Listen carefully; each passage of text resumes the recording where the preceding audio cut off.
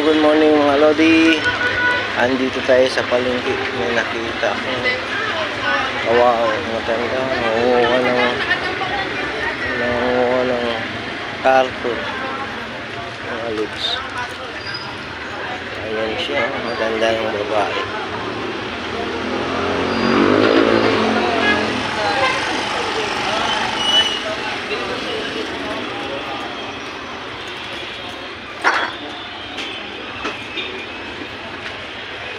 Kumain ka na, Nay?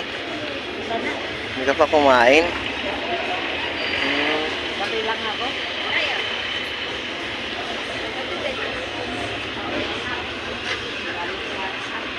Tinanong ko si nanay kung kumain na, hindi pa raw. Kapi lang. Ayun mga lobo. Bigyan natin si nanay pangkain. Nanay, bigyan kita pangkain na kahit pa paano. Wala ka na. Dali lang, kuha lang ako. Pera si Lodi Book. Pangkain ni nanay. Wala rin pera si Lodi Book. Kaya, tagaan lang muna ni nanay. Ayan na, pangkain mo. Marami. Bibili na ako bigas na. Pagkain na lang namin ang tanghali. Maraming Sige na, ingat lagi na, ingat. Oo, anak ko. Maraming salamat sa iyo, anak. Sige po. Ayan, kawawa naman si nanay. Yung mga Lodi. Ayan, hindi natin si nanay ng pangkain kahit pa paano. Oo. Ayan tayo.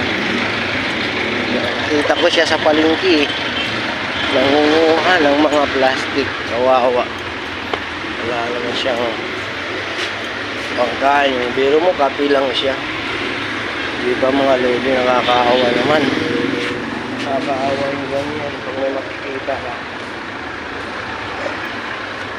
Ako naman basta't meron na akong madudungkot. Hindi ako mahirap, mga Lodi. Dahil nakakaantik ng puso. Mga ganyan na makikita mo mga Lodi. Oo. Talagang pakiramdam mo kanina. Ubod ng saya. Kahit ganyan lang halaga may tulong ko ba? Talagang umahalo ang puso.